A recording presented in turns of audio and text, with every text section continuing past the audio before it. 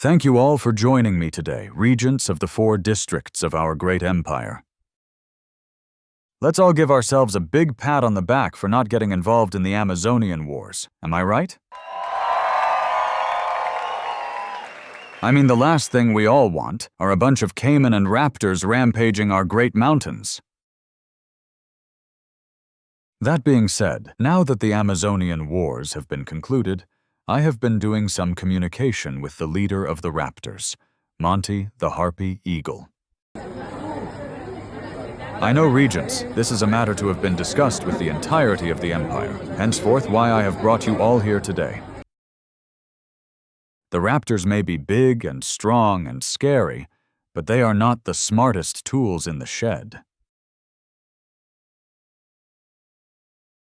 They may have acquired some power and territory from the wars, but if they keep controlling the way they do, they will be out of power in the Amazon.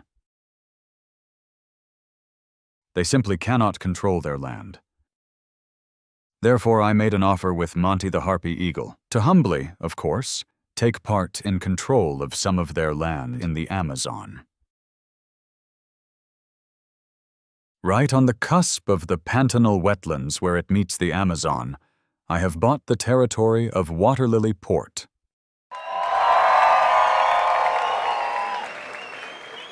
Why is this important? This is a waste of money! Ever since the South American Sustainability Act, our salt district's salt flat supplies the Andes with all the money our economy could ever need. So why do we need territory in the Amazon? Think about it, my friend. Once we set up in the Amazon and build some infrastructure and railroads from here to Waterlily Port, it'll be so easy to transport and sell our salt to the Amazon and the Pantanal wetlands. If you think our salt economy is good now, look towards the future. And I'm fully aware this will take jobs away from salt distributors, but imagine the job opportunities that will be available in the Amazon. Farming, military, ferry captaining, the list goes on.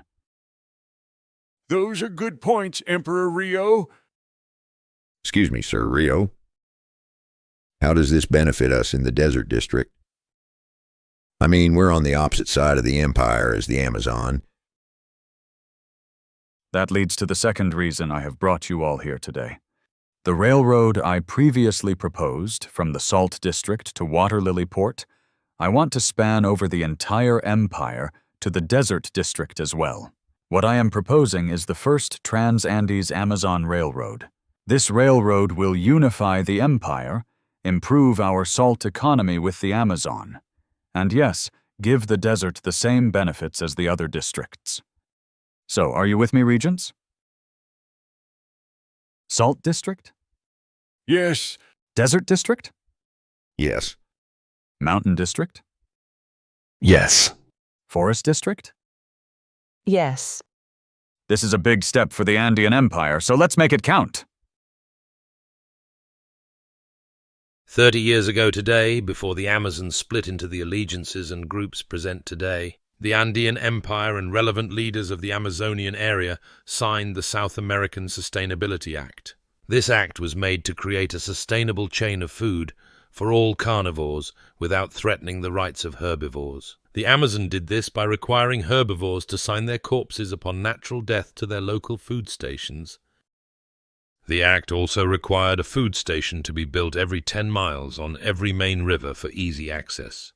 The South American Sustainability Act solved the food crisis, and modern food stations even have accommodations for distinct carnivores, including insectivores, meat-eaters, and fish-eaters.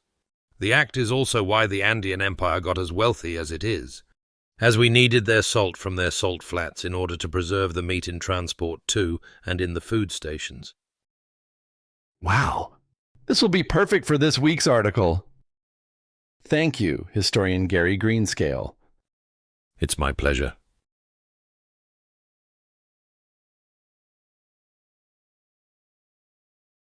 Dude, where did you get your hands on this stuff? A dealer never reveals his secrets.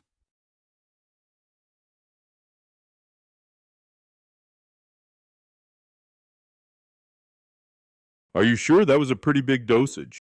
Yeah, man, I'm fine. What? Oh,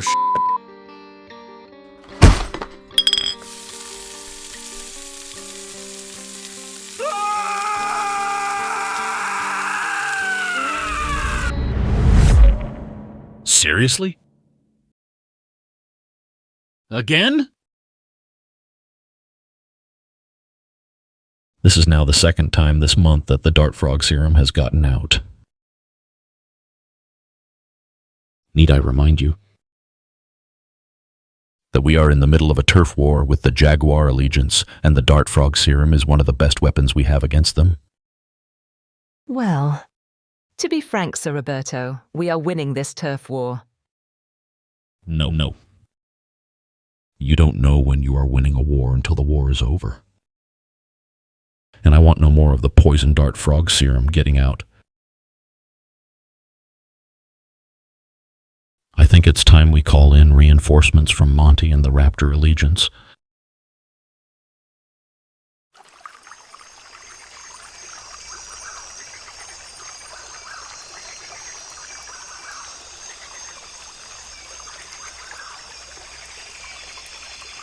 I know the turf war with the Cayman Allegiance is not going well for us so far, but I do have one last idea that could help our cause. It's going to sound crazy, but I say we set out and search for any lone Cayman to dwindle their numbers, while we still can before our next battle. I like this idea. Where to first? I was thinking Fort Kapok.